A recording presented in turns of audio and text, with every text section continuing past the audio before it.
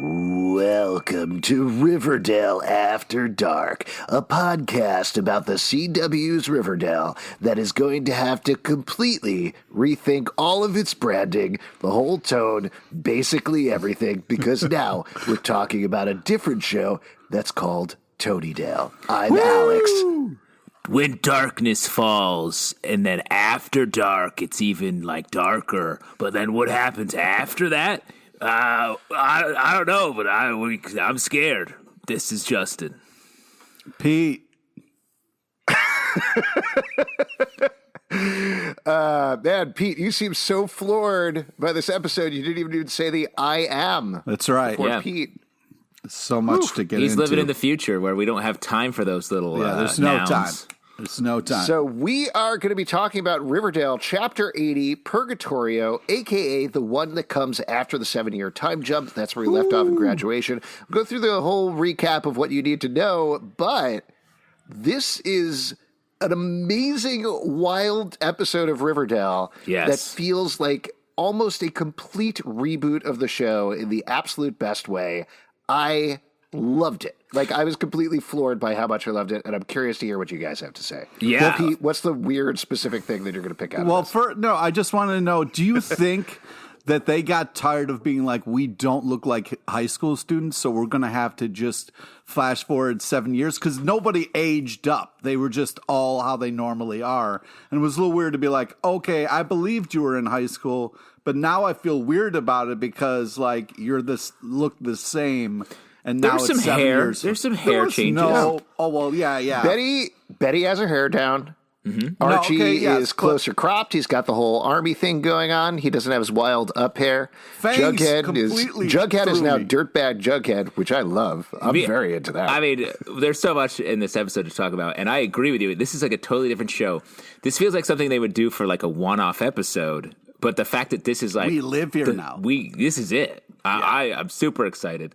Just real quick off the top, is the episode pronounced Purgatorio or like Purgatorio? Yeah. Like, it's a me, Purgatorio. Yeah. This is getting into spoilers. We're jumping way ahead of the recap, but I love the part where Archie jumped into the pipe and was able to warp ahead 7 years. Yeah. That really explained everything. That's what it feels like. Yep. It feels like they've jumped into the pipe and gone down into the underworld, and the tone is wildly different. Well, if anything, and this gets into the first scene, again, we should probably recap what's brought us to this point, though maybe we don't even need to. I don't think we need to. It doesn't. It's not relevant anymore. This feels like the pitch for Riverdale, the movie, to me, right? Ooh. You know, we're talking again broad strokes here, but the thing that I was so floored about that I keep coming back to is over the past 4 seasons plus, we've heard about this fight for the soul of Riverdale, which I've gotten on an intellectual level, but it's not really ever gotten me emotionally. I've always felt like, yeah, it's Riverdale. It'll keep being there. It'll keep going.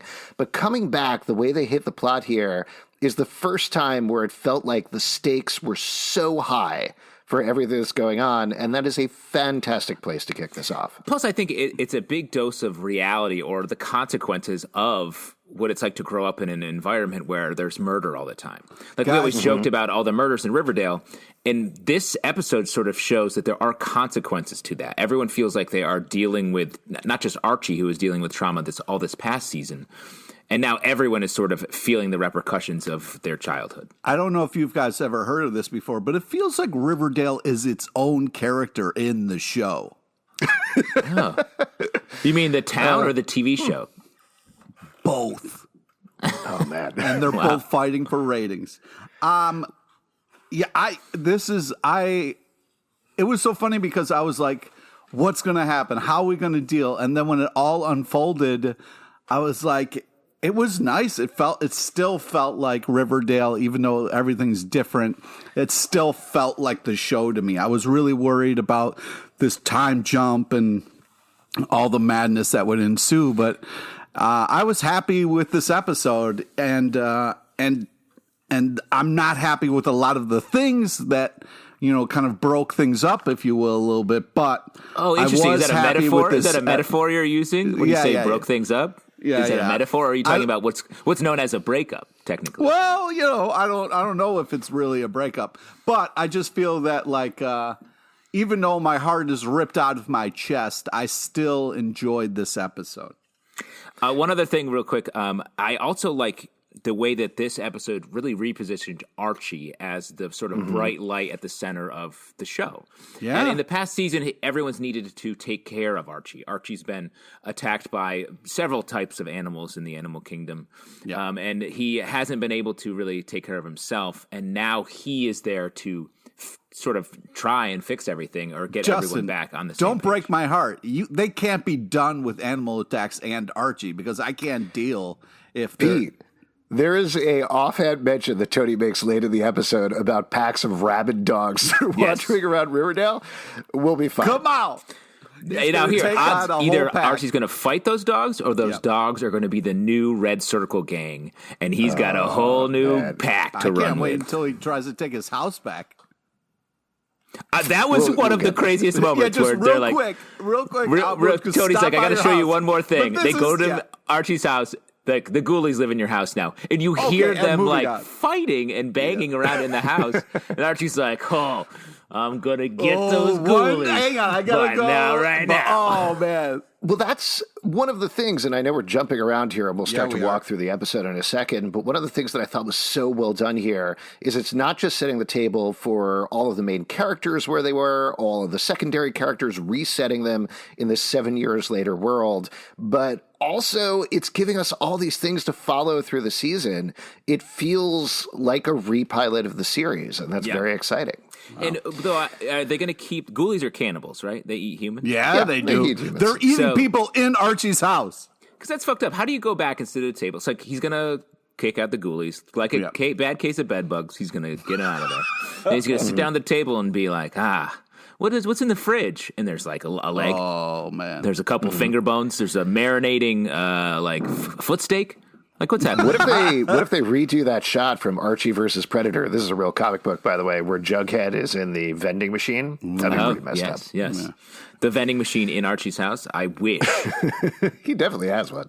Or the ghoulies brought one in. All right, let's start walking through this. So many things to talk about in this episode. But we start off with this incredible cinematic scene, a war scene that a lot of people speculated. Yes, Pete. It's what I know. But before we get in the war scene, what I thought was really... What was before the war scene? That was the beginning. No, well, hang on. There was a funny moment that was like very interesting to me where Archie is like giving a football speech, but it's war. And, I've never been in war, but like it kind of made me think. And you've never been in professional football. Yeah. No. He was in the NFL. Played for the Giants. Yeah. The Giants. New York Football Giants. Yeah. Anyways, I was Phil Simms' water boy. Anyways, long snapper. I was like, it was kind of interesting to me that like, I wonder if that happens. Like it just before you go and attack people. I don't know how it works in the Army. If they do this like pep talk, like, all right, Johnson, you gotta ride the grenade launcher. You ready for this? Yeah, I'm ready. Like I thought that was such a fun mixing of worlds. That's the point, though, right? I mean, it's really putting your finger on the metaphor, Pete.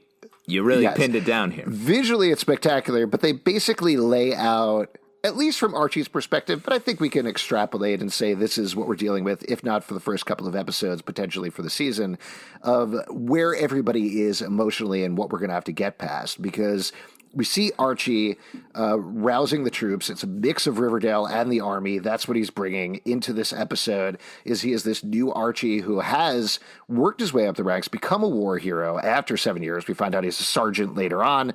Everybody loves him. Everybody respects him. But those ties to Riverdale still hold him there. He comes out. It's a war scene on the football field. Jughead is down, which ties very clearly into where Jughead is emotionally, but also arguably where Archie left him. We didn't talk about a recap, but Archie kissed Betty. They left that. Jughead said it's okay. Maybe a little teen angst is okay. They moved on from there. But potentially that's something he's still holding on to going into this idea that he wounded.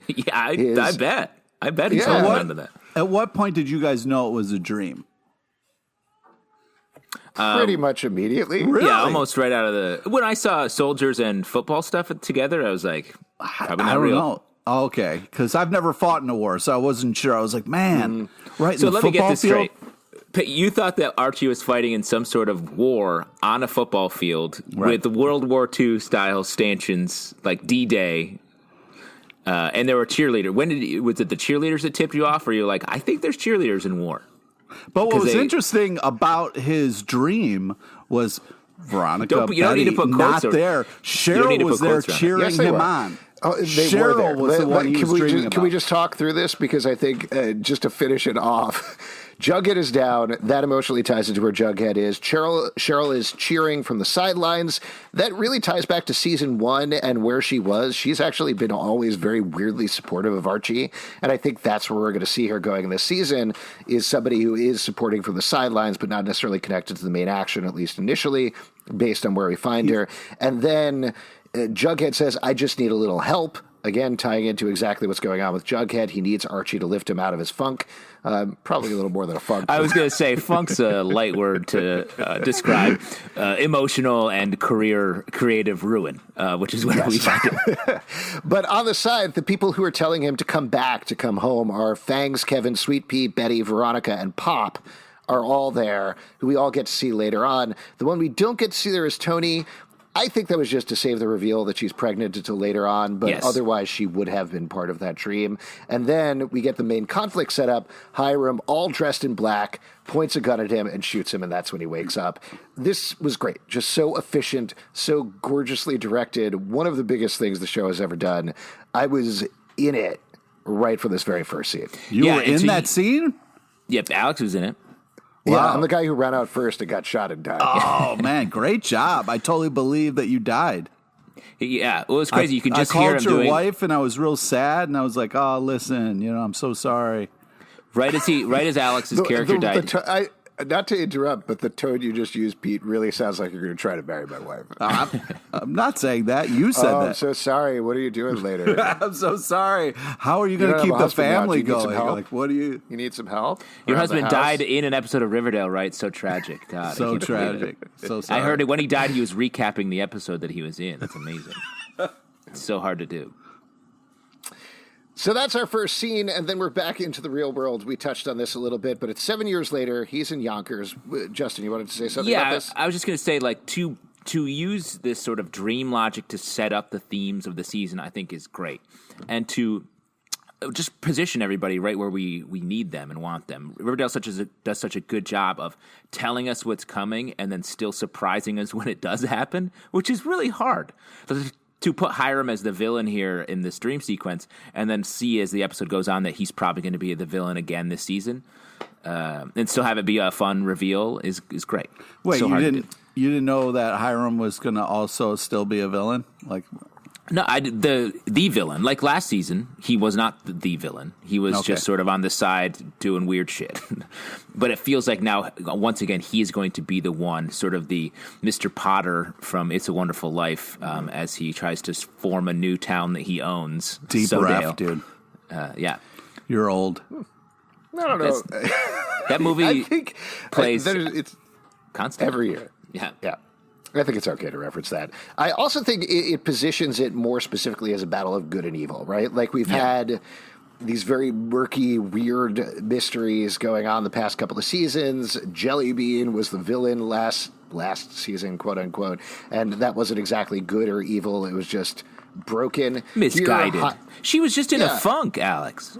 Yeah. She was in a funk. So was Charles. Hiram's the He was bad in a guy. murder Archie's funk. the good guy. That's what we get set up here. That's great. Very And exciting. also, So Archie is in love with Cheryl. I think that was clear from the dream, guys. No, don't even go there. No, don't do that. Alex will not, as the emergent Shoney stan on this podcast, Alex refuses to tolerate even a mention of that. Well, I will say there is a righteous and correct push on the internet when everybody is like, Cheryl kissed Archie in the first season. Maybe she's bisexual. She has several times said she is a lesbian. Like, she is straight up a lesbian. That's her sexuality. So any sort of doubt on there, we should probably shy away from. Let's get into the real world instead. Talk about 7 years later in Yonkers. Archie's a sergeant, as we mentioned. He's pretty pissed because they're honorably discharging him. Yeah, he doesn't want to go home. He doesn't want to go home, and they're sending him back to Riverdale to run the RROTC, which has fallen into disrepair.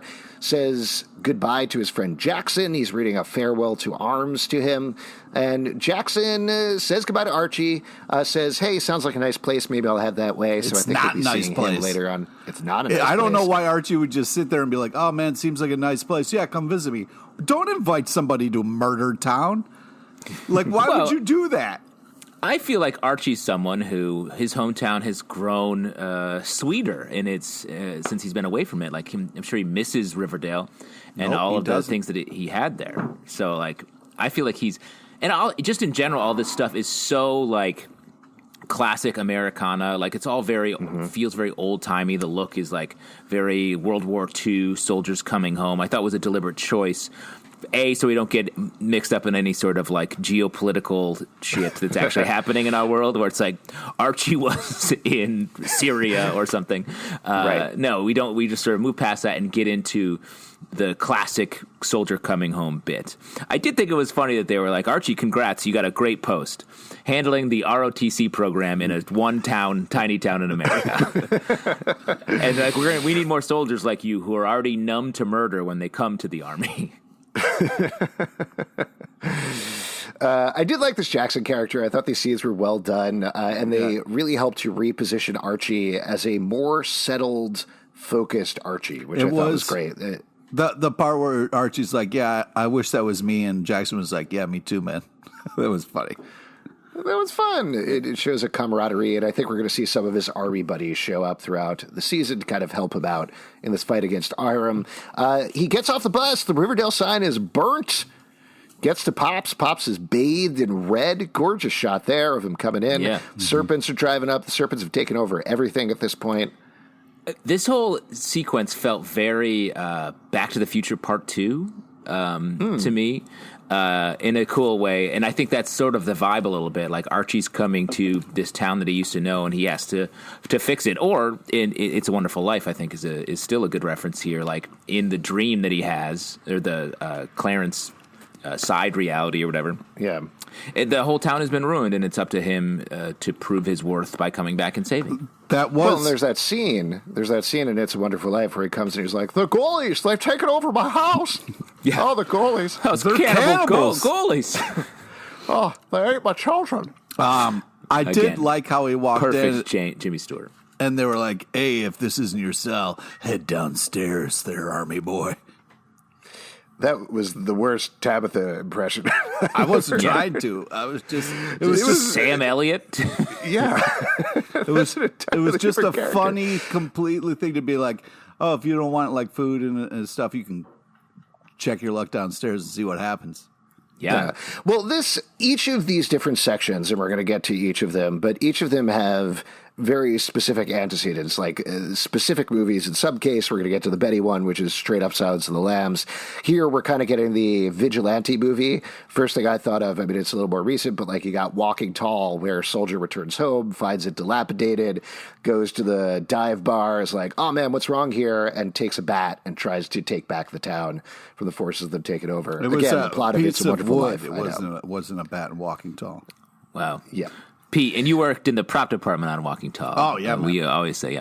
The vibe from when they stepped into the White Worm was very From Dusk Till Dawn. Yeah! The old Robert Rodriguez movie. The song, especially, that was hysterical. Yeah.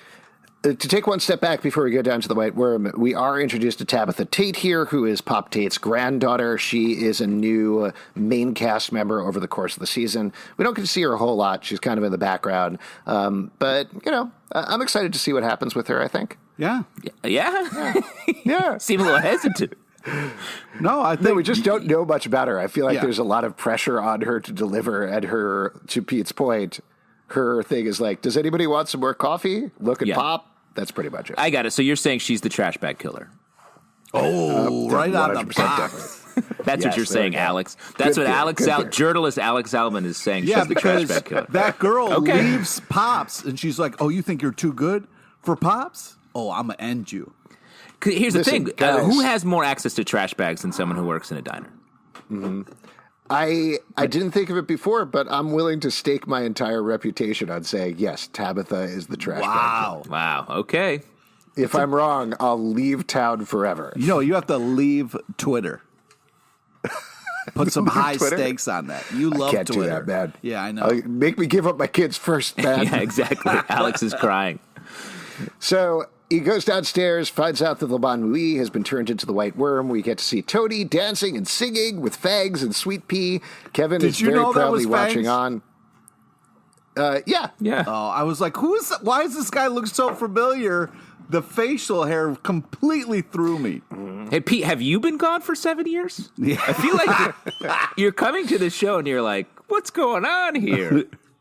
It feels like a different show, honestly. I'm Yeah. very curious to hear what people online think about this episode, and particularly, this is very much a side topic, but particularly if it brings people back, because it is such a fresh start to watch the show, whether it doesn't even feel necessarily like season one, it feels like something entirely different. So it should be interesting to see if people who maybe got off Riverdale when it went too wild and insane in, say, season 3, come back and check this out for something that's completely different. I don't know about you, Justin, but I am hurt that our opinions don't matter. You want to see what the internet says. Twitter. Like you've got two friends right next to you. I wish and you cared we're what we had nothing. to say, Alex. Yeah. I wish you would listen to us for a fucking change.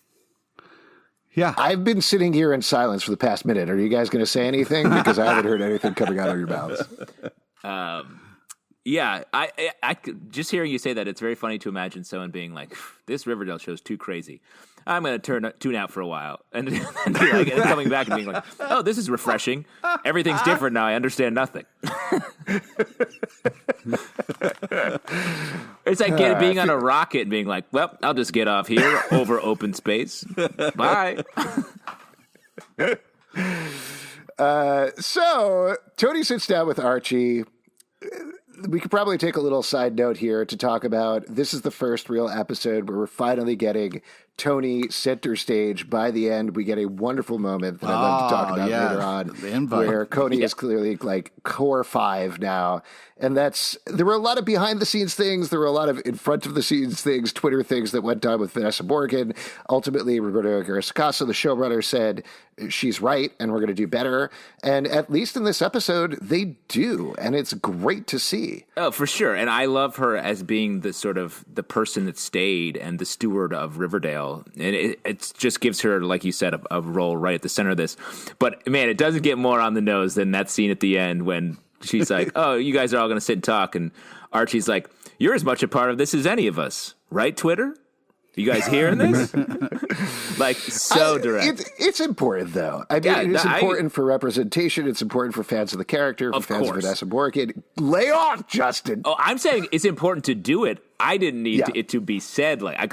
I prefer it just being like, let it go. Like, having her there is enough. I don't need someone to be like, "You're one of the central 5 characters in this show, Toni Topaz." I don't know.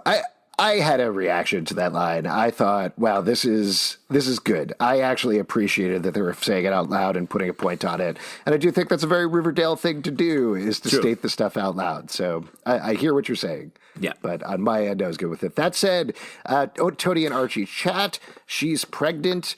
She won't say who the dad is now. So that's one of our big mysteries. Who is it? Who's the dad? It's a secret just for now. Mm-hmm. So she's going to have a reveal date, and it's going to happen, but you just got to wait for it. Yes, I don't think they're going to keep it secret forever. So who's the dad? You got to wait. What's your speculation? She said for now it's a secret, so you can't talk about it. This is a little section of the show we like to call "Who's Your Daddy?"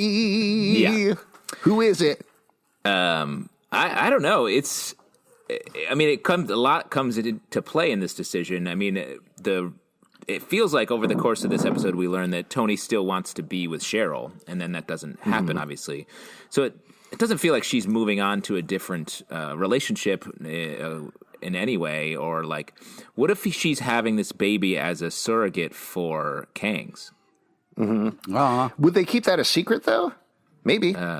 Maybe. Yeah. I mean, I don't know. Well, maybe, you know, it's just, it seemed like she was like a secret just for now for Archie's sake, like because she's like so much as he's getting such a download of information that she was like, I'm not going to tell you yet just because you need to process the fact that like there's cannibals in your house. And you think that's the secret that would break his back? Not the cannibals in the house. I don't know.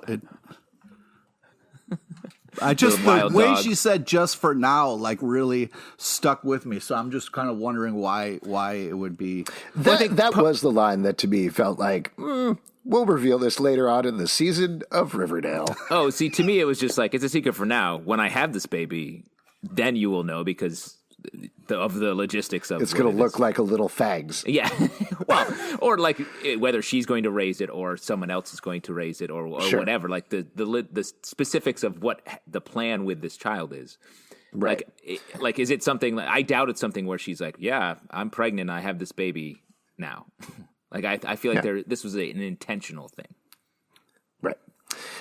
We'll see what happens with that. That's going to be an interesting thing to follow. And then we also find out the Serpents bought the bar from Hiram. That's where they got it to. Archie has this little speech about coming into town. Everything feels very different. And we leave off on this cliffhanger that does not pay off very well. Does not pay off. Yeah, where's Pop Tate? Have you heard? What happened to Pop Tate and Riverdale logo? And it turns out he's fine and he's having a retirement party. I want it. Yeah. You can't do that. You can't do that to us. That was ridiculous. Well, particularly because then he comes on screen later. He's like, hey, Archie. And Archie's like, oh, hey, how's it going? Yeah. That whole thing is very weird. Because I was like, oh, the premise of the episode, everyone's coming back for Pop Tate's funeral. And then I was thinking like, can I imagine a time in my life where someone was like, hey, the guy that owned the diner that would occasionally speak to you died. You got to come home for his funeral. So it does make sense that it's like more of a let's save the town thing. But I agree. The whole Pop Tate thing was such a weird misdirect that I don't quite understand. I think you were supposed to be wondering over the course of the episode what happened to Pop Tate. I think it's just the payoff was a little less than the expectations. But then we go over to Betty's section, find out a lot of stuff about Betty. She has a training montage, very well filmed, very Silence of the Lambs. The therapist, who is named, of course, Dr. Starling, after Dr. Clarice Starling, is asking her if she's okay. She says she is annoyed because she's been assigned to cold cases. She has a line about, come on, I caught serial killers in high school. That was glorious. Badass. I mean, that was just like, I'm on these old cold cases. I've been solving like murder since I was in high school. I mean, that was classic Betty, just goodness right there. Well, Pete, you, I think, were pretty nervous and concerned about what was going to happen with Betty in the time, Judd. So I know we're in the middle of talking about her section here, but how'd you feel about it? What was your take on Betty's status quo? I mean, I could see how Betty would just throw herself into her crime solving. That makes sense. You know, when, I thought that was a good kind of arc for Betty. I like where this is. I'm a little worried about those flashbacks. That made me very nervous and scared. But I did like how kind of Betty was playing it off until I saw how she was living, and then I got more worried about her. I did think, and I'm going to throw a little piece of bug juice to Pete here. It's really... It's not... It's really... What? Don't fucking... Dude, wait till I finish saying what I'm saying. If you really feel the lack of Jughead in her when she's alone, like is trying to solve this mystery or trying to like make her way forward as a sleuth. Without him there, he balances her and keeps her a little bit lighter. She balances him. It turns out. Yep. And I think it keeps her from slipping off into sort of this like darkness and making a mistake, which is she clearly did by going alone and getting captured by the trash bag killer. So I did think this was well done to sort of show us without telling us that she is out of her depth a little bit in what she's doing. Well, I also think it gives me hope because Jughead is lost without her and she is lost without him. So I have a lot of hope. But I do think Betty could be rebalanced by another character in the show. I don't know who you would mean, and I don't think so. We'll get there in a second. So she is talking to Glenn, who seems to be a coworker that she's having a little bit of a thing with. My takeaway was that it wasn't 100% serious. He seems more serious about it than she does. Was that your guys' take as well? No, Peter, you got to be on board with Gleddy. No, that was gross watching them kiss. You're a huge Gleddy. You're a Gleddy guy. Glenn and Betty. I use hashtag Ben. It's not good. A little confusing, yeah. Yeah. Nope. No, you're not into the Gleddy relationship? No, it was gross. It was straight up gross. And also Veronica's relationship. No, I didn't like that either. Oh, really? You were supposed to like that? Nope. Yeah, all these relationships. This is the new status quo. They're all Pete. healthy. Yeah, these are all good relationships. You can tell with Glenn and Gleddy was so healthy when he was like, "Can I please kiss you?" And she was like, "Ugh, okay." All right. And in fact, Glenn's like, "Hey, why don't I come over? We'll have a pizza." And she says, "I have some friends coming over for Thai." She does not have friends coming over for Thai. She's eating Thai food by herself, studying murder cold case files, specifically the ones having to do with the trash bag killer. I was a little thrown, by the way, by how they transitioned seamlessly from calling him trash bag killer several times to just going to TBK. The first time I was like, the Burger King? What are we talking about here? Your first thought was the Burger King? You thought Absolutely. the Burger King. The Burger King. I try to be formal around His Majesty. Yes, indeed. Alex worships, kisses the hem of the Burger King's robe. And Alex, I guess this is a second suspect in the trash bag killer is the Burger King, is what you're saying. He is. Why does he wear a mask? That's what I want to know. Interesting. I believe that's his real face. Yeah. Yeah, I'll stop trying to take it off then. So she remembers being trapped in a well, just like, or something like a well, just like Silence of the Lambs. What we find out a little later on through the therapy session, she went after the trash bag killer on her own, just like Clarice Always Starling. wait for backup. Come on. In this case, she found the person dead instead of how she saves the person's life in Silence of the Lambs. She gets trapped by the trash bag killer for 2 weeks. Clearly, that's traumatized her to the point where she is having dreams of her cat, who we later find out is named Toffee. Very cute name for a cat. Pete. Yeah. Love it. Love it. Her and Great. Just want to check on you. You're the cat expert. Yeah. Her and Toffee seem to have a really good relationship, which I feel good about. Mm-hmm. I was worried about her walking around her house, like making horrible decisions. But then later I realized, that's not What did you think about in her dream, Toffee crying like a human baby? Yeah, that was so creepy. Like, cats can make weird noises, but that was not a cat noise. Yeah, that's not a great sign. And obviously, Betty's history with cats is she had all those nightmares and fears. Wait, was it Caramel? Was the first one Caramel, and now she named her second cat Toffee, which is what you bake out of caramel sometimes? Oh my God! What are you saying, Alex? Yeah, what are you? She ground up one cat and turned it into another cat. Come on, man! Melted this it down. Isn't that kind of show? It isn't, because she, in her dream, sees a bunch of severed limbs in trash bags and a cat eating a hand. So I think it is that kind of show. Not eating. Oh, licking. Oh, what are you, the cat defending cats on this podcast constantly? Yes, I am. You're the heat check on the cats over here from Pete. Mm-hmm. Cats would never eat hands. They only lick blood. Yeah. I know, weird line you're drawing, this cat licking human blood. Also, cats will eat you if you die. If you guys want to get into it, later you're going to find out that Betty and her cat team up to solve a lot of crimes, and that cat was just trying to get a DNA sample to examine later, okay? Mm-hmm. Yes. The FBI definitely condones animal evidence gathering. You can't say shit about the FBI on the show because the FBI is ridiculous on the show.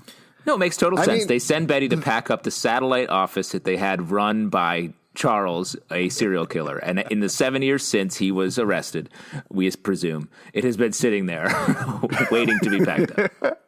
Well, one thing we didn't really talk about, I mean, this is jumping ahead to Veronica's thing, but it establishes that this takes place in 2021.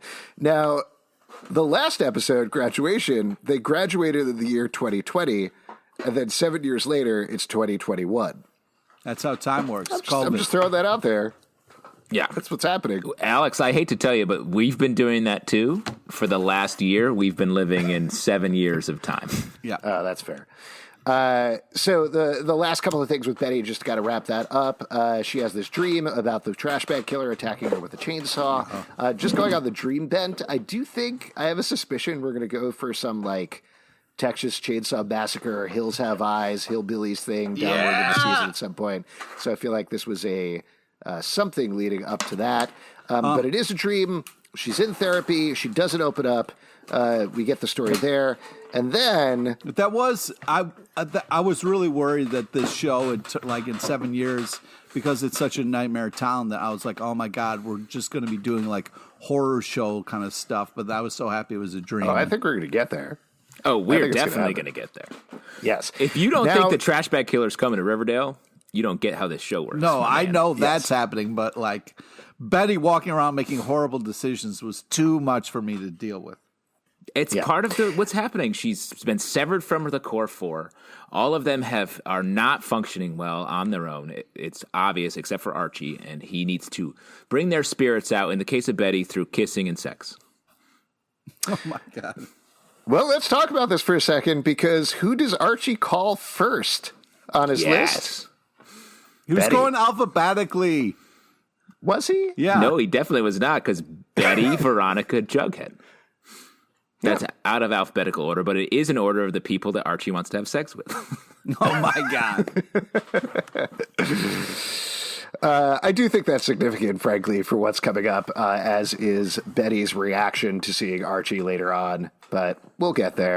It was... Yes, happily. Like, I did like the kind of like how they set up this episode of like, when is the call going to happen? So that was kind of like a fun part of the show of like, when are they going to get the Archie call? When are they, so that was cool. So then we're over to Chad and Veronica's section. They're celebrating their 1-year anniversary on the Upper East Side. He wants babies. She wants to go back to work. Veronica was the she-wolf of Wall Street. Yes. And really misses it. Why is that a goal?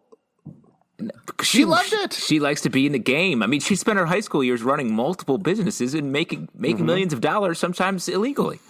Yeah, but I mean, the Wolf of Wall Street was, the message was it's bad to, make other people poor while you make money off of them. I never saw it because I don't like werewolf movies. I hate to break this to you.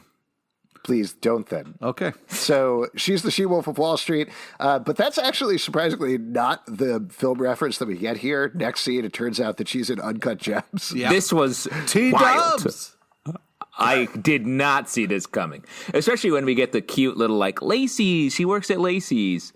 Used to work on the trading floor, and then we get full on Uncut Gems. Even the camera work was like straight out of Uncut Gems. Like it was. Yeah, her accent changes when she's in it. She's suddenly like, "Oh, I'm a hardcore New Yorker. I'm cutting these gems. Let's go." I also haven't seen that one. So, oh wow, two movies you'll enjoy the exact same amount. Mm-hmm. Again, don't like werewolf movies. So Chad calls. At this point, we get a fun shout out to Katie Keene. She was supposed to be at Lacey's. Katie is there. We, of course, don't get to see her, unfortunately, but she exists in the world. Still working at Lacey's 2/4 years later, however you want to look at the timeline. And then they fight. She says she wants something with more edge. Yeah, the accident thing was another thing that was so funny to me. It felt like every time they said the accident, somebody in the background needed to be whispering, "The accident." Yes, it was so intentional. I thought for sure we weren't going to find out what it was, but then we do. But what do you feel? How do you feel about the new status quo with Vadwick? Like, you think this relationship's stop. Vadwick? I'll tell you what. I didn't hate Chad. I thought I was going to hate Chad. I thought he was going to be Hiram 2.0. His name's Chadwick. He's super douchey, bro. He is. He's a douche. But the thing that we get, just to barrel through the rest of the Veronica stuff, we get a fun promo shoot for Hermione. She's still working at Real Housewives. Oh, yeah. I'm a small town to big city. My killer instincts always get me what I want. Very funny. Another mention of Andy Cohen. Another mention of Andy Cohen. One per episode so far, basically, this season. Veronica doesn't want to be on Real Housewives. Veronica also doesn't want kids, but Hermione gives her advice and tells her, listen, think about it. Basically, like, maybe you should have kids and give up your job.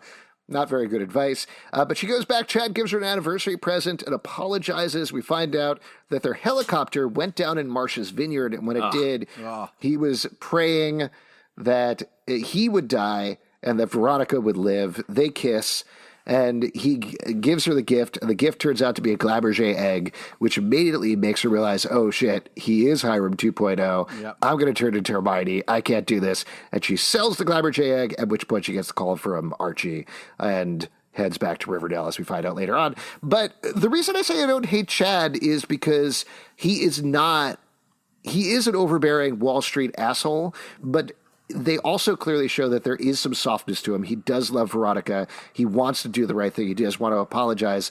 I'm sure it's going to go wrong, and I'm sure he's going to end up dead at some point. But for now, I liked the way they played the character. I thought it sort of straddled the line.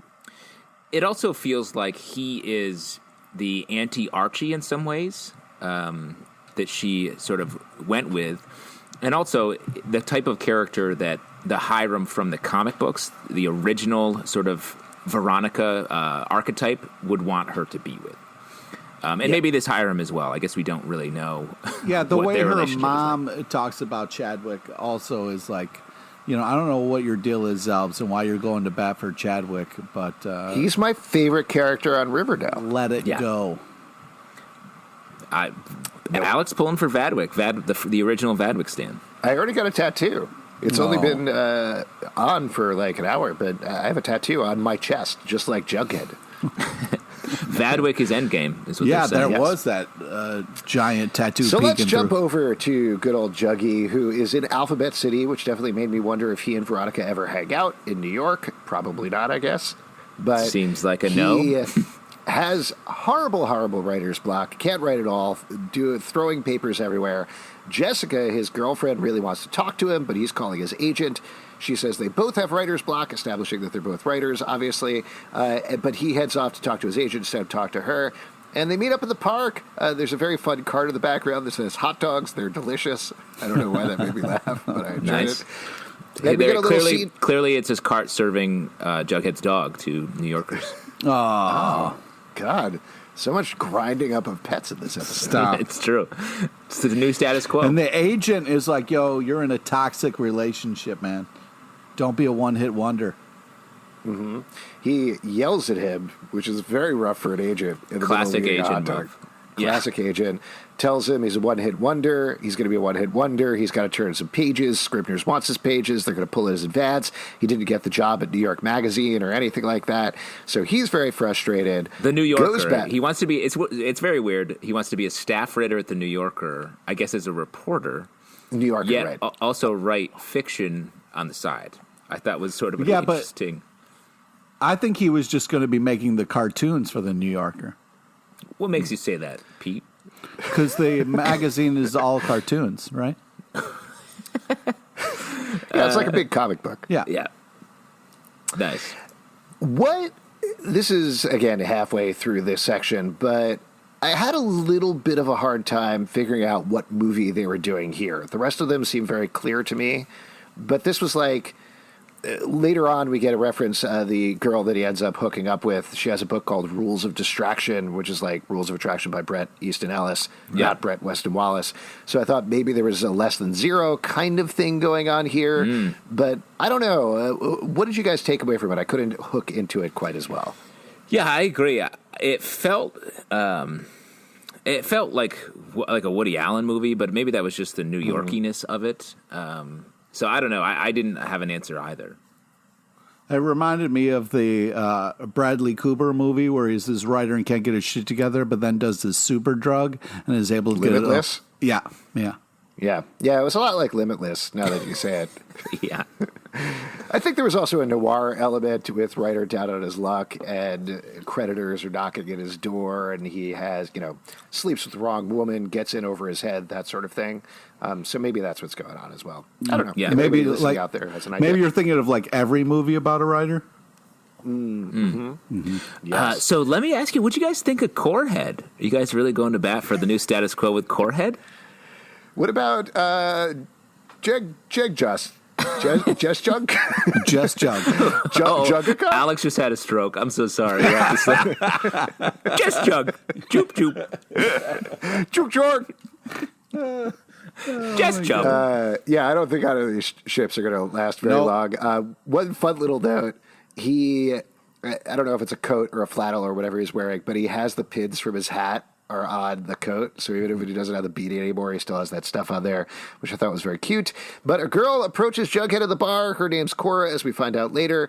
In the book that he wrote, which is classic Jughead, is called The Outcasts, about a gang leader and a homecoming queen that fall in love. And it's inspired by The Outsiders.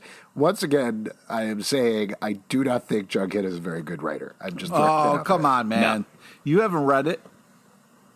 Wow, you're going to bat for him. The way he handles his writer's block is not what I would call a normal successful writer move. Well, also the fact that he's like, I was inspired by The Outsiders, so I called it The Outcasts. That's not that far. And then he's just writing about him and Betty again. It's like, he's not really a fiction writer. He's a very slightly fictionalized nonfiction writer is what he is. Or maybe he is a fiction writer. Next morning, she's wearing the S shirt. Jughead has a big tattoo, maybe, on his chest. Yeah, Not 100% sure what's going there. I think he does. Yeah, what do you think it is? What's his tattoo? Maybe a serpent. I think we're going to find Jughead has the least known backstory, I think, in his time. I think we're going to see some struggle from him because we do know that he went back to Riverdale more often than the others. So maybe he was mixed up with the serpents more, and he has a big serpent tattoo on his chest. I think what it is it's like his rib cage, but underneath where the heart is supposed to be is a picture of Betty. I thought you were going to say it's like ripping open the Spider-Man costume or something like that cool tat some people have. That would be cool. What if it's a picture of actor Cole Sprouse? What if it's Dylan Sprouse? Whoa! Twist.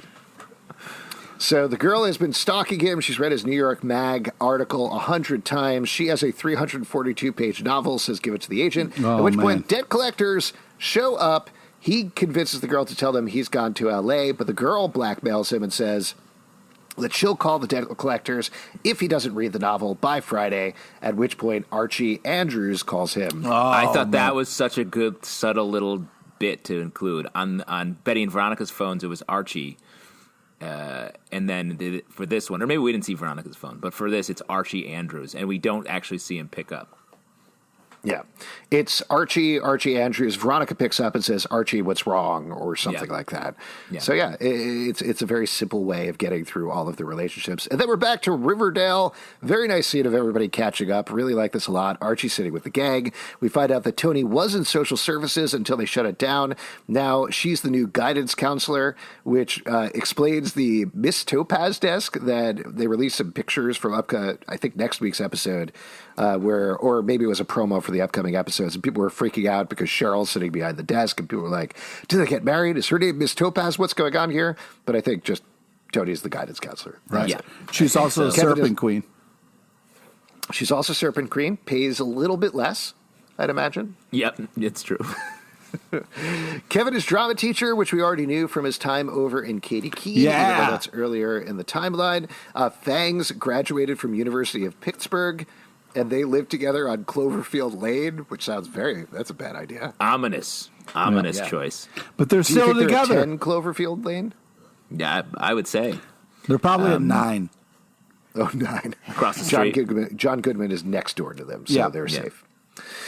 And then we also find out that Sweet Pea and Toni revived the Serpents. She's Serpent Queen, as we mentioned. And the Serpents now drive trucks to make cash, including Sweet Pea and Fangs. Which I like this. I think this is interesting, and it's definitely going to tie into the big overall mystery that we're setting up at the end of the episode here. Yeah. Then Archie makes the mistake of asking about Cheryl. I mean, you got to ask. We all wanted him to ask. Very funny shot, though, of Kevin just going, Don't do that, you idiot. Don't do it. Yeah. And Kevin, also always very self-aware that he is in the show Riverdale, says R.I.P. Shody. Yeah. Very funny. Yeah. Exactly. But Kevin is all of us. Like we've been talking about with the whole Shoney relationship, I thought this was really good, built really well off of where we left the last episode, and it just is leading to this epic drama with the two of them where they're apart now, and I think eventually they're going to work their way back to each other. But can we just take a moment here and say how great it is that Kevin and Fangs are still together? That's great. Yeah. Thank you. And I think, Jesus I forget Christ. which one of them says it, but they're like, yep, we stayed together the whole time. And Yeah. like, it's very, very directed. Like, don't you worry about us. There's other I thought it problems was on this nice. show. Yeah, it was nice. But we get into Cheryl's host situation. Toni visited her seemingly twice over the past 7 years, God. maybe more, but we don't know. But she comes to visit Cheryl. Cheryl is painting. They're renovating all of Thornhill, which is where we left Cheryl off. But Cheryl is very clipped. I loved Madeline Petch's performance in this whole episode. I thought it was so good. The way she delivered specific words in her lines were so precise and interesting. Pete, I can't tell what's going on because you were nodding no, and now you're nodding yes. What's going on? Are you just feeling it? I couldn't take this Cheryl, who's clearly, I don't know if she's being like puppeteered by Nana or what's going on, but like this Cheryl that's not Cheryl was killing me. And I was just like yelling at the TV, like, you're in the same room, say your feelings. Like, what the fuck? And like, she's just painting, like, yeah, I saw you're pregnant. Like, it was just killing me. I think Cheryl committed to like rebuilding her family, and I think she's sort of trapped in whatever that choice was. Yeah, but as soon as Toni says, my mom says we're cool, you've done it, we're good, I got the green light. You fucking kick over your painting and you run to her and like, what the fuck? No, that's not the journey. That's not the journey we're going on. It's going to be so satisfying when they finally get back together. I agree. It's a longer thing, but I get it. Like all of the stuff that she dealt with in her life, her family, or the death of her brother, her parents being like monsters in two different ways. Like that? Nana, the fact that Nana's an immortal and never dies, like all these things she has to deal with. Nana Blossom, like the devil himself will come and try to drag her to hell, and she will somehow defeat Constantine rap. Yep. No, was it? Yeah. It was not. Definitely not. It was not. The only place I've ever heard about the devil is from the movie Constantine, starring Keanu Reeves. But That's what maybe I'm he's another referencing, you thing. fucking asshole. That's where it started, and then the Bible took the character and sort of really told a whole backstory there. We really need a prequel to this Constantine movie. Can you write the Bible? She painted it for 12 hours. I don't know what you're talking about. The other things that we find out about Cheryl, we find out that Cheryl really hasn't been in town at all at this point. Also, love this detail of Cheryl just listing absolutely everything about Toni. She clearly has been paying so much attention to her, has not forgotten about her, even though, to the point you're making, Justin, she feels trapped here. We find out that Tony's family approved. And then Cheryl tells this story about being cursed and about the Winchester house. Which, there's a comic book that we've been talking about for a while. It's called House of Penance. I finally figured it out. Yes. I love this as it's her explaining to Toni what she is. She's trapped by her family legacy, and she can't get out of it until she somehow absorbs all the poison and processes it out. I think that's what's happening here. That's what the point of that story was. Just leave the fucking madness of her family behind and go be with the person she loves. I did think it was a weird end to this section when it's like it's all this very heavy emotional stuff with Cheryl trying to deal with the legacy of the Blossom family, and then it's like Nana's like, "Should we start a forgery business?" I was like, "What?" This is. Which I loved, mind you, but there's a couple of things in this episode that feels entirely unlike Riverdale, and so much stuff, in this episode that feels unlike Riverdale, and then there are these little things that are like, nope, you're still watching Riverdale. The thing at the end of the scene where she tells the story of Winchester House, and Tony's point on it is, well, she didn't say anything else, then she painted me for 12 hours, and then I left. That's what I said, and you were like, oh, I don't know what you're talking about. Oh, I missed that. I thought you were still talking about Constantine. I'm sorry, Pete. No. I got confused. I apologize. Are you okay? You're very bad at me now. Yes, but because it's like that 12 hours of painting somebody, that's love in a weird Cheryl way. And I think that was her trying to, through that creepy portrait, say, I still love you. I think you may be right with that, Pete, but I also think that 12 hours is the barrier between them. that amount of silence in like it. You can't break through that right away. It takes time. Yeah, I'm only pointing out. I painted you for 12 hours, Pete, and we talked the entire time. I still haven't seen that picture. I can't.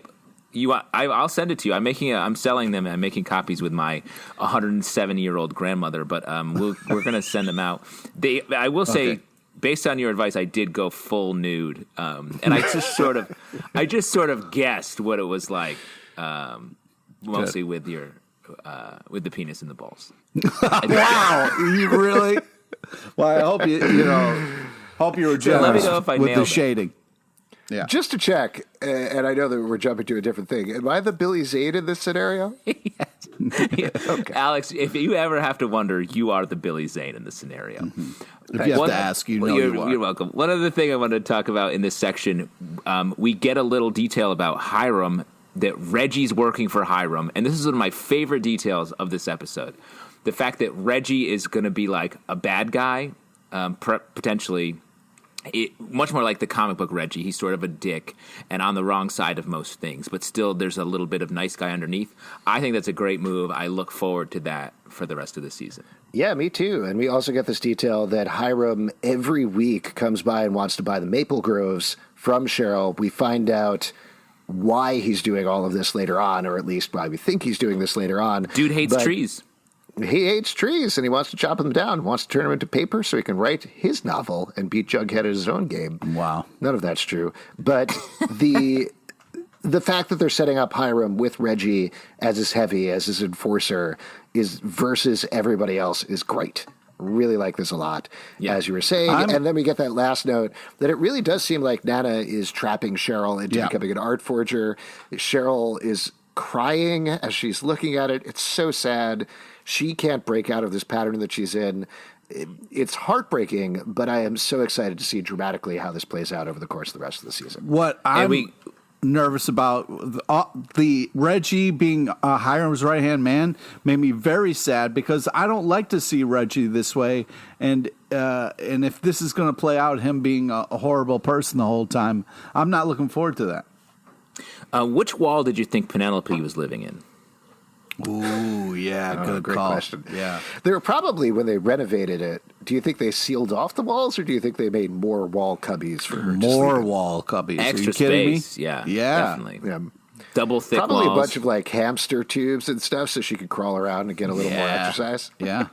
I can't wait to see the big wheel that Penelope spins, and the little water bottle that she pushes the little ball over with her tongue to get red wine. Yeah. I was going to say poison, but I like yours better. So then we go back to the White Worm. Toni is going to give Archie a tour around. He makes the calls first, so we loop back to everybody, and we catch up with that part of the timeline.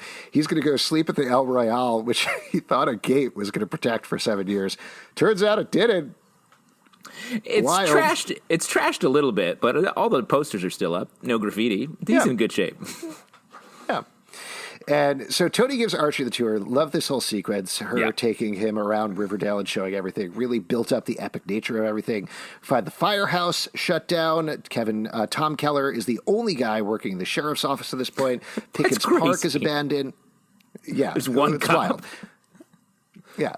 Well, it's Fantasyland, right? It's Riverdale. Like it's not real life, but to amp it up to the worst place possible and figure out how they get out of that, that's a good place to put everybody in terms of this fight that's coming up. So Pickens Park is abandoned. Everybody with families, pretty much that could, has left. There's only poor people. In fact, Sketch Alley is now Skid Row, being overrun by rabid dogs that are roaming town. And all the bus stops are burned down. That's what? Somebody hates buses, man.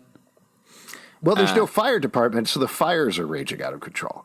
Well, and let me throw this out to you. I think that was a purposeful detail. If all the buses are burned out, buses don't stop, people can't travel except for by hitchhiking, and it's much easier for someone to, say, pick up a stray person if they're not riding on a bus. And I thought it as a shot at Archie because he's the only one who travels by old-timey bus. So if there's no stop, he can't come back to Riverdale. Yeah. Do you think it was the same bus driver from last episode where he was like, hey, I know normally you don't stop here, but my friends are over here. The bus driver was like, no problem. Yeah. Yeah, he hates bus stops. He wants to stop wherever anybody wants to stop. Also, well, the other thing about this detail is that I think we're going to see more about the firehouse and everything as Archie rebuilds the town. So I think that is a purposeful detail in terms of setting up potentially where we were headed with some jobs and other things. And what did you think about the line that was clearly a shot at us and our podcast? Bad things happen after dark. I mean, come on. I was furious. I was absolutely livid. Thank you for bringing it up, Pete. Yeah. We got real beef.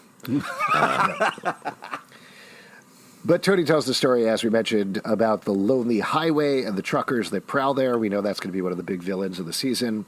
And then we find out what Hiram's plan is. He's building a turnpike through Riverdale to Sodale, which is a community for rich people who commute to New York City. Their kids go to Stonewall Prep, so it's all elite. And basically, he's hollowing out Riverdale to get the money to do this other thing, which is honestly a thing that happens in upstate New York. So it was surprisingly realistic, I think. Yeah, I agree. And I like this as a scheme for Hiram. Like it feels much more, to your point, Alex, like plausible and real than like the for-profit prison, which was like real but felt a little bit just off the map for a Hiram-type villain. So I like it. And then as we wrap up here, we talked about Toni taking Archie back to his house. He's clearly going to get back to that later and kick in some ghoulies' head. But first, he wants to go to Pop's. He basically tricked everybody into coming back for Pop's retirement party, but he needs them there for another reason. Archie sees Pop. They're all back together. And Jughead, Veronica, and Betty are all waiting there for them. Jughead looks completely hollowed out. Not happy. Not happy at all. We get the scene that we mentioned where Toni gets ready to leave, says, I'll leave you guys to it. And Archie says, no, you're as much a part of this as any of us. Loved her expression, looking happily and then sitting down with them. And then Archie tells them he needs them to save Riverdale. So much great body language in this scene, just from everybody. Reacting to Archie coming in at the first time in particular. It was, and especially, go ahead, Pete. It was a little weird that they haven't seen each other in 7 years. And I get it. When you're waiting on somebody and they're late, nothing pisses me off more. So that's you very think they were upsetting. mad at Archie for being late? Well, why like wouldn't you say late? hello? Like, hey, Archie, the army guy. Like, nothing. I haven't seen each other in 7 years. No greetings whatsoever. It's just pissed off people in the booth. And again, I understand when people are late, it's super rude for everybody else in the group. But I think that it was very interesting that everybody was so in their deal that there wasn't even greetings or like, what's up? Well, we don't know what happened because we cut out pretty quickly. It could be that maybe Pop changed his milkshake recipe and it's like total shit now. Oh, wow. Yeah. You think they're all milkshake depressed? Yeah. With the state that Riverdale is in, maybe his burgers are now made out of ground up cats and dogs. That's true. That's paying off a theme that we've definitely noticed in this episode. It's really gross, but man. The way that everybody uses their body language, loved it. Very simple, not overstated. Veronica, completely composed, holding herself in, not reacting to the fact that Archie walks into Pops at all, other than, hello, Archie, how are you? Very businesslike. Jughead, as we mentioned, wrecked, doesn't want to look at anybody, doesn't even want to be there. I think probably the only reason he is there is to avoid debt collectors. This is a easy excuse for him to get out of town. Betty, happy to see Archie, excited to see him. Very happy. Nah, And there is a little thing right at that. the end before they cut out where Buddy and Jughead accidentally look at each other and immediately just look away. It's so icy. It's so quick, but it's so icy. It's hard to watch. I disagree. I don't think it's icy. I think there's just so much love there that they can't deal. Yeah. That's how love works. Yep. I express a lot of my love with ice cold stares to the people that I care for. Yeah, I've seen it. It was interesting that they don't get any reaction from each other, and that Archie doesn't say anything besides, all right, on to my next thing. No, like, connection point here. I mean, we don't know what's happened between them. I do think we're going to learn that some shit went down between Betty and Jughead. I don't think much has happened between Betty and Archie, which is why Betty is so excited to see him and maybe ready to start some sort of I don't know, relationship or What? I guess we need to figure out what a term that we would call Betty and Archie together. So first off, back up the fucking truck, okay? Betty was happy to see Archie's alive. He's been gone for 7 years, probably doesn't have any communication, just the shock of oh my God, you're alive, you're okay. That's what you saw. Don't read into shit. Yeah. Now, speaking of reading into shit, I mean, this kind of ties into it, and I don't want to. I'm trying to think about the best way of saying this, but there was a preview for upcoming episodes. There's a very quick shot in one of the scenes, but it certainly looks like Don't Betty spoil and Archie shit. are fucking in a shower. What do you think about that, Pete? What? How does that strike you? What do you think, Pete? Yeah, explain that away, Pete. You can't just fucking say something like that. He Well, just we should he- probably You can wrap up see this both pod. their faces clearly. It was a dream sequence. Don't fucking try to fucking get whose me dream riled was up, it? you Whose asshole. dream was it, Pete? Betty's? Was it Betty's dream? I don't know. 'Cause I'll Was tell you it what your it dream, was. Justin. It was I think your definitely- dream, Justin. It was my dream. I'll tell you that much. Ain't no sex like that shower sex, and that shower sex is the best. And that's where we're going to see some origin of love catching up to us. Someone's Nice. usually cold in the back, is what I'm saying. Wait, how many people are in your shower sex scene, Pete? Somebody's cold in the back. Jughead freezing his ass off. Jughead, get out of here. No, I'm using this for a scene in my novel. Yeah, exactly. Called The Showerers. Anyway, the last scene is Tabitha is saying goodbye to one of her employees Squeaky. named Squeaky. She is done. She's done with Riverdale. She is done with Riverdale. Leaves. Pop seems I lost all ability to talk. Stroke. Just Joe. Yep.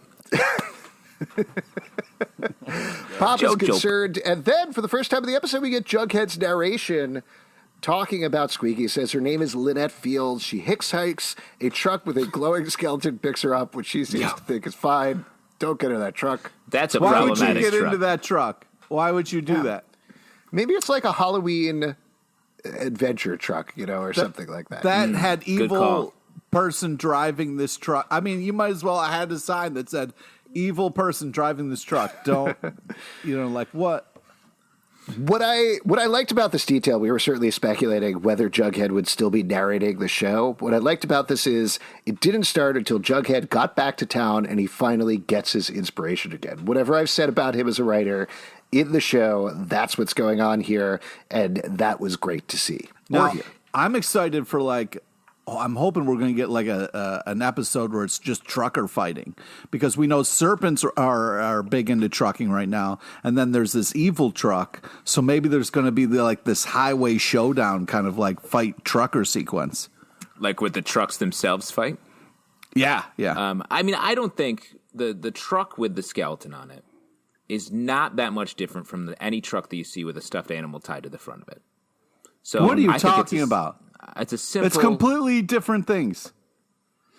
If you were a stuffed animal hitchhiking, would you get into the truck with a stuffed animal tied to the No, front? but I'm not a stuffed animal. I'm a human with a skeleton. Are you? So a skeleton is a completely different giveaway. But first off, sometimes you have a big a truck that's very ominous, but you put a little stuffed animal in the front, it's a little nicer now. Have you ever been to the Build-A-Bear workshop, Pete? No. Okay, because of the Build-A-Bear workshop, what they do, since you don't know, is you go in and you get your own custom bear. So first, they start with the bear's skeleton, then they put the muscles on, then they add the capillaries and the arteries, and then they put the fur on it. So every stuffed animal, at least you get from Wait, there. are I don't you wanna saying talk you for all of walk out with a real bear? Yes, the Build-A-Bear workshop Wow. that I go to is you walk out with a live bear. That's a lot to give your kid. Yeah. Well, If if you love them, you love them. If Archie had had one when he was a kid, he wouldn't have had to fight that bear because he would know how to take care of one. Yeah. Let's talk MVP for the episode. Who is your MVP, Pete? Toffee. I'm going to go with Toffee, and then second runner-up is Betty. Wow. Wow. Toffee all day, every day, huh? Any explanation there? Just the fact that the cat was licking a dead hand? Well, Or- I'm excited for Betty and Jughead to get back together, but there's got a lot of things have got to happen before that. So that's why I'm giving it to Toffee. She's the only one working cases right now. What would you feel like if the Toffee ended up getting together with Jughead? Tughead. Oh. The case of Tughead. That doesn't sound good. Hey, Justin, what about you? Who's your MVP for the episode? I mean, I got to give it up for Toni. Toni as the sort of the person that bore the standard of Riverdale, that kept things going, and is going to be our sort of our Clarence, or our, not to keep going back to It's a Wonderful Life, but our character that is really the anchor here. Who's going to help bring the town back alongside Archie, and doesn't have the same emotional entanglements as the core four does. Like, not to obviously all the politics and the like moving Toni to the center of the show aside, like the fact that Toni was a little bit on the outside and is now a central character actually makes for some great storytelling opportunities, because she can be there as the voice of reason and always with each character separately or together, and able to help make these relationships work, these new relationships like Barchi and Vadwick, or whatever relationship you're standing for. Yeah. Man, on that note, love to give it up for Chad. Certainly. Great new character. Stop it. No, I'm not going to do that. And I would repeat Toni, because that clearly is the standout one, but I'm going to give it up for Archie, I think. I love this new focused Archie. I think KJ Apa gave such an emotional performance over the past season plus, and to see him here playing this new evolution of the character who knows what he's doing, who is confident, who is in charge, who is going to lead the fight against Hiram and not hopefully be in the same place that he's been in for the past couple of seasons of just frustration, is very exciting to see going forward. And he is the engine that is going to push forward this big plot. I cannot wait to see where it goes, how they follow this through over the course of the next couple of episodes. This is very, very exciting. Can't wait to watch it. It is an exciting time to be a fan of the show, to be able to see a show that is able to take such wild, big creative swings like this. It doesn't happen. And so, the fact that we get to now have a totally new reality to see these characters that we already love and actors that we already love in is just such a rare opportunity. I agree. If you'd like to support our podcast, patreon.com/Comic Book Club. Also, we do a live show every Tuesday night at 7 p.m. to Crowdcast and YouTube. Come hang out. We would love to chat with you about Riverdale socially. Twitter, Riverdale Dark. Instagram, Riverdale After. Facebook, Riverdale After Dark. iTunes, Android, Spotify, Stitcher, or the app of your choice to subscribe and listen to the show. ComicBookClubLive.com for this podcast and many more. Until next time, we'll see you after Toni. And one last thing, like if anyone wants a copy of the 12-hour Pete nude painting, just hit me up on Twitter, because I am sending them out in the next couple of weeks, and I gotta make them move.